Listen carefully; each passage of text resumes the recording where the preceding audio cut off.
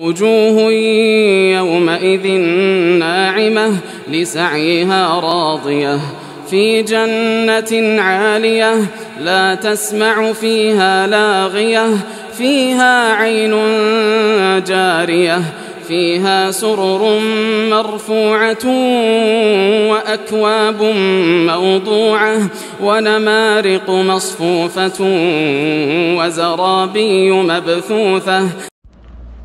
أعوذ بالله من الشيطان الرجيم. بسم الله الرحمن الرحيم. الحمد لله رب العالمين والصلاة والسلام على سيدنا محمد وعلى آله وأصحابه أجمعين.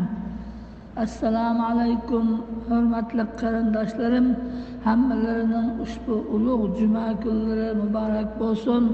Alloh taolo bu ulug' kunda duolarimizni ijobat qilsin, qilgan amallarimizni o'z dargohida qabul qilsin, hammalarga salomatchilik va xotirjamlik bersin. Bugun biz G'oshiya surasining 8. oyatidan 16. oyatigacha bo'lgan oyat-i karimalarning tafsirini bayon qilamiz. Alloh taolo o'tgan hafta o'qigan oyat-i karimalarda insonlarning qiyomat kuni shundoq dahshatlik qiyin ahvolda qolgan kunda insonlarning ikki qism bo'ladiganligini, bir qismining Allohga ishonmagan, Alloh taoloning payg'ambariga ishonmagan, Allohning kalomi Qur'oni Karimga ishonmagan kofirlar, munofiqlar, zolimlar ekanligini va ularning qiyomat kuni tortadigan azob uqubatlari, jazolarini bayon qilgan edim. Bugün okuyduğun ayet-i kerimelerden ularının aksice Allah Teala'nın birlik varlığına ve bütün dünyanın yalğız hakimi ekenliğine iman keltirgen, Allah Teala'nın peygamberine, Allah Teala'nın kalamına iman keltirgen, Allah Teala'ya itaat kılgan, kıyamet günü Allah Teala'nın aldığı berip hesap verişini oylap şununla layık amel kılgan, her türlü günah masiyetlerden özünü saklagan, Allah Teala razı olduğun amel, ibadet ve yaxşı işlerini kılgan müminlerinin şu dehşetlik, korkunçluk kıyamet günü kandak ahvalı bulduğanlıkını, ularga kandak nazu nimetlerinin bildiğanlıkını, ularga kandak yaxşı mükafatlarının barlığını bayan kıldı. Estaizu billah. Vucuhu yevme izin naime. O günde o şu gâşiye deb atalgan bütün korkunçluğu bilen, dehşeti bilen insanlarını orup algan şundak ağır, şundak kıyın ahvaldaki günde nurgun yüzler var ki o yüzler naimetun nimetlengenlik sebepten şunda xuşal bulup ketkiçidir. Bu yerde yüzler de Allah Teala insanların ki yüzüne bayan kılışı, çünkü nimetinin verilgen nazu nimetlerinin mükafatlarının xuşallığı, kömüldeki, kalpteki boğan xuşallık, söyünüş yüzüge çıkıdı, yüzüge tasir kıldı. Yüzüden şundak xuşallık malum buldu. Şunun için Allah Teala bir yerde yüzler. Demek yani Allah'a iman keltirip yaxşı amel kılgan müminler kıyamet günü ise o dehşetlik, azaplık günde naiti katta nimetler bilen şundak nimet verildi. Bu nimetlerden qattiq xushal bo'ladi. Bu xushallikqa ularning yuzlaridan ma'lum bo'lib turadi. Qanday xushal bo'lganligi, qanday so'yinganligi. Şundaq gülümsirab, şundaq xushallik izhar qildi o kişiler. Lisa'yiha radiya ve o xushal bo'lguchi zatlar özününki dünyada qilgan işlerine razı bo'lguchidir. Bu ayetning tafsirida ulamalar ikki xil tafsir qilgan. Birinci tafsiri şu cennet bilen şundak âli nimetler bilen mükaffatlangan müminler dünyada kılgan yaxşı amellerine, yaxşı işlerine razı oldu. Yani ben dünyada Allah Teala'ga iman keltirip yaxşı iş kılgan ikenmen, Resulullah sallallahu aleyhi ve sellem'e itaat kılgan ikenmen, hanım bolsa şu kıyamet günü işinip Allah Teala'nın barlığına, Allah Teala'nın huzuruna berip kılgan amelimnin ki yaxşı mükafatını ko'radiganligimga ishinib, şu yaxşı amellerini qilib olgan ekanman. Agar bu yaxşı amellerini qilmagan bo'lsam, yuqoridagi kafirlarga o'xshash azobga giribtor bo'lib qoldi ekanman.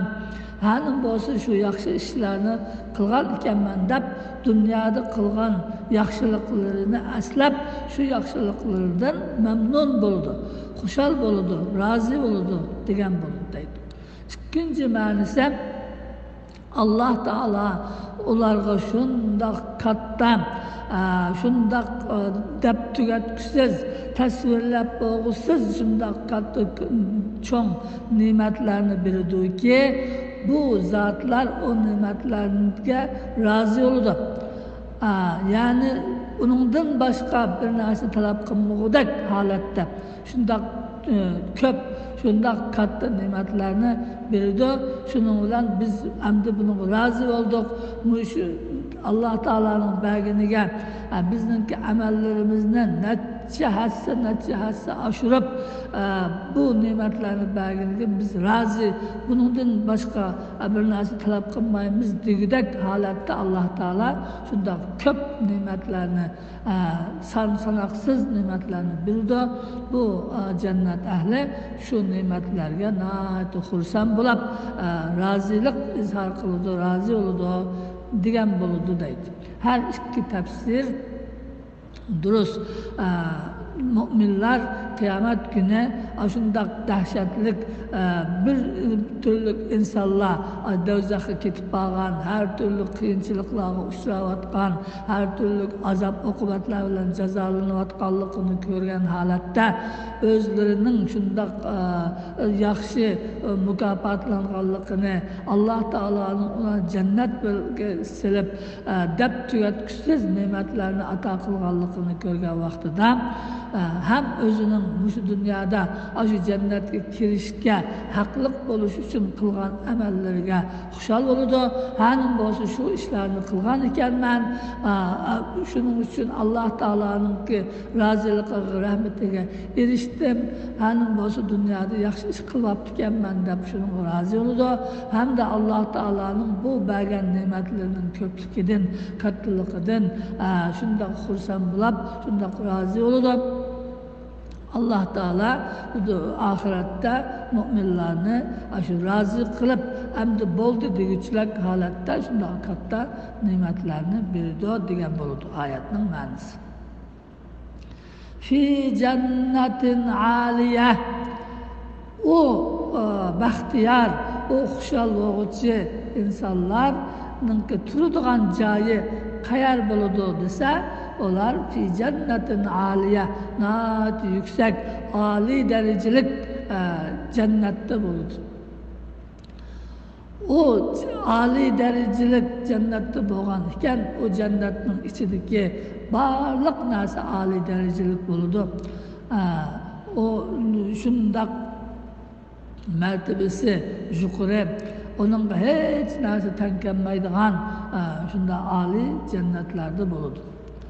Hem de o cennetlerin içinde nimalar bor, qanday ne'matlar bor desa, la tasma'u fiha laghiya. O cennetga kirgan mu'minlar o cennette behuda sözlerini anlamaydı.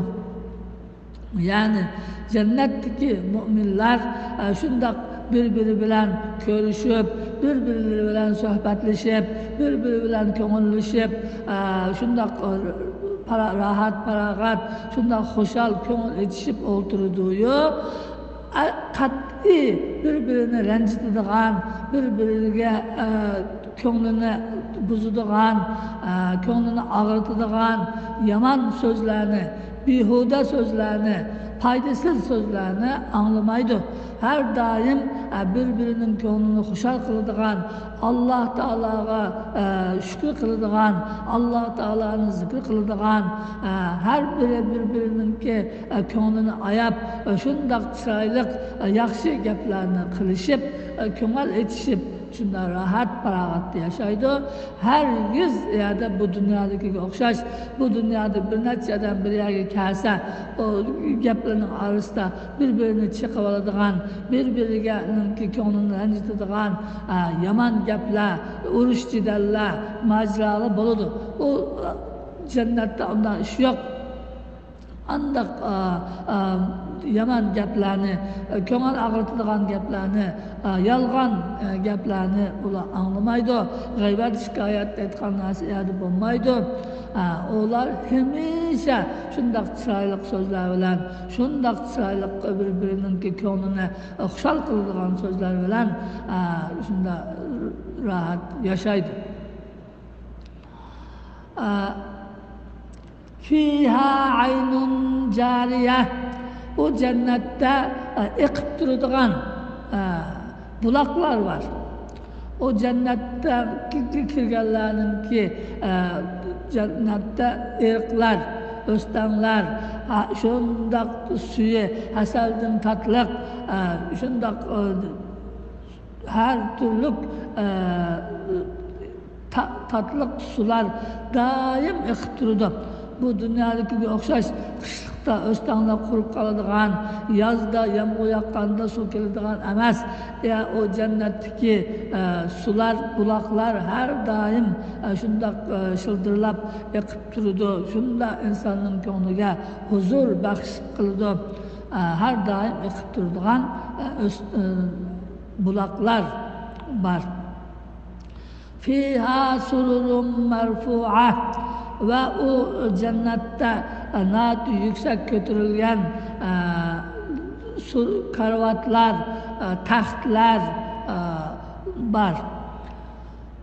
O tahtların üstünde müminler oturup şunda etrafını tamaşa kılıp cennetteki nazu nimetlerini, her türlü kuşlarının sayrap duruşlarını, hıl dal daraklar, meyve çiviler, gül çiçekler, gılmanlar, uşak ballarının ki viçirlaşları, oynaşları, muşundak ahvallarını şu tahtların üstünde oturup İgizdin qarab şundaq cennetteki manzirelerini, chiroyli manzirelerini ko'rib tomosha qilib, shundaq huzurlanadigan igiz taxtlar bor o jannatda.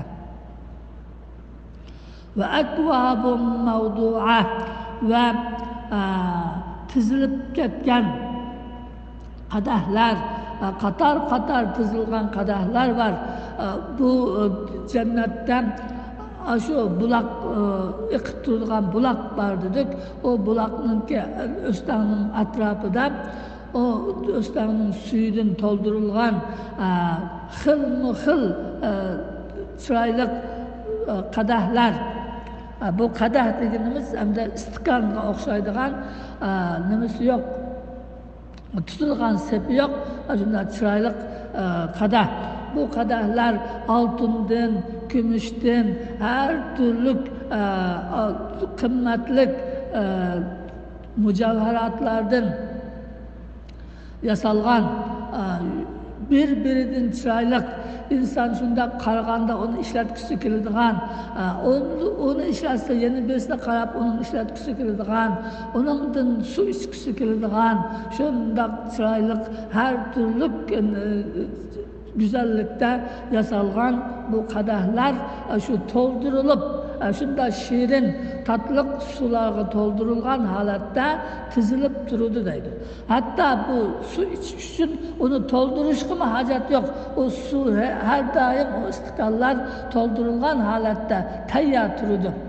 Cennetteki insanlar o sunu içiş bilen bir kıtım içkendiğin ki ikinci usumaydı. O sunu suallıkı için içmeydi. Rahatlanış için, huzurlanış için, köngel içiş için içidim. Şundak istikallarda sular tayyarlap durdu.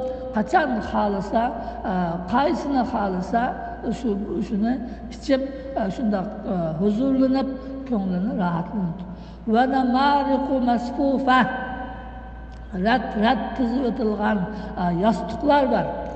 Bu yastıklar o tahtlarda oturganda arkasına yölep koyup onun da o arkasına yöneldiğin işletilgen yastıklar, yatkanda işletilgen yastıklar, yanlaşıp yan başka oturup koltuğunun astına koyup rahat oturup tamaşa kıldığın işletilgen yastıklar, her xil şundak yumuşak yastıklar tizip etilgen, rat tizip etilgen o yastıklar şularga yönelip şunda huzurlu, rahatlık halatta oturup şuna rahat alıp. Ve zarabiyyü mebsusa ve keng silvetilgen bisatlar, gilemler, zilçiler, o her türlü rengde, güzel, şundak çıraylık gilemler silingan o cennetin saraylarına. O gilemlerge kalgan insanın köngüge şundak huzur bağışlaydıgan, közüge şundak çıraylık görünüdügan şundak bisatlar silvetilgen. Şundak âli cennetlerde bu müminler şundak rahat baragat, köngülü açılgan, söyüngen rahatta nimetlerini dodaydı.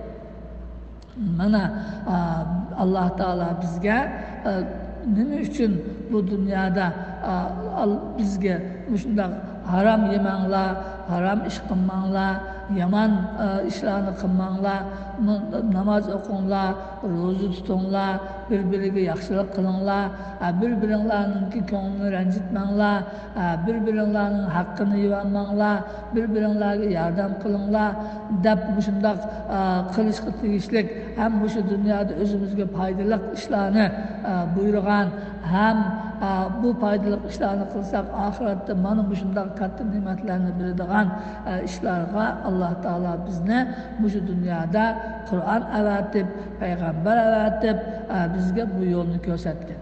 Agar biz Allohning dinini qilsak, Rasululloh sallallohu alayhi vasallamning ko'rsatgan yo'lini mangsak, qiyomat kuni Alloh taolo bizdan rozi bo'lib va bizni rozi qilib, shundoq deb tugatkisiz ne'matlar bilan mukofotlaydi.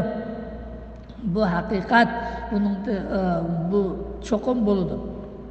Hem de bu cennetninki yukarıda bayan kılıngan bu nimetler hemmesi bizden bu şu dünyadaki aklımız kabul kılalaydıgan, tilimizde anlatış mümkün bulduğun şekildeki anlatış bu.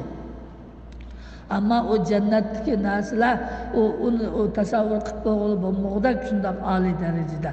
Shunga Rasululloh sallallohu alayhi vasallam o cennetteki ne'matlar ma la aynun ra'at, hiçbir ko'z ko'rib bakmagan, ve la uzunun sami'at, hiçbir kulak anlap bakmagan, ve la hatara ala bali ahad, hiç kimnin aklıga, ko'ngliga kep bakmagan derecede şundoq ne'matlar var degan. Bu yerde düşündürülgen, bayan kılıngan nimetler, cennette onu ko'rgan vaqtida, bunun anlatılgandan neticesi âli, neticesi yukarı ekanligini gördü. Şunun için biz mana aşu cennetni qazinish, aşu cennetga loyiq bo'lish uchun Alloh taoloninki amri farmonlariga itoat qilsak, Rasululloh sallallohu alayhi vasallamning ko'rsatgan yo'liga itoat qilib maqsaq, shu dunyoda ham hayotimiz yaxshi o'tadi. O qilgan ishlarimizning yaxshiligini ko'ramiz, yangan gunohlarimizning yomonligidan saqlanib qolamiz. Qiyomat kuniga borganda Alloh taoloning rahmatiga, roziligiga erishib, mana birinchi darajadagi o'tgan hafta bayon qilgan azobga giribtor bo'lganlardan emas, hozirgi jannat ahlidan bo'lamiz Alloh taoloning izni bilan. Alloh taolo bizni shu dunyoda ham iymon bilan yashab, iymonimizga loyiq amal ibodatlarni qilib, yaxshi ishlarni qilib o'tkazishni nasib qilsin. Alloh taolo hammamizni oxiratga borganda shu jannatga, shu oyatlarda sifatlangan jannatga kirgizsin. Jannatda Rasululloh sallallohu alayhi vasallamga qo'shni qilsin. Jannatda hammamizni ota-onalar, bola-vaqalar, ulug' tuqqanlar bir-birimizdan ko'rishib, shundoq rohat, farog'at yashashni nasib qilsin. Allah Teala hammalarga salomatchilik, xotirjamlik bersin, bola-vaqimizga insof, tavfiq, hidoyat bersin. Ularni har turli nafsining yomonligidan, har turli shaytonning yomonligidan saqlasin, ishlariga osonlik bersin. Allah Teala hammamizni salomat qilsin. Amin. Ve axiru da'vana alhamdulillahi rabbil alamin.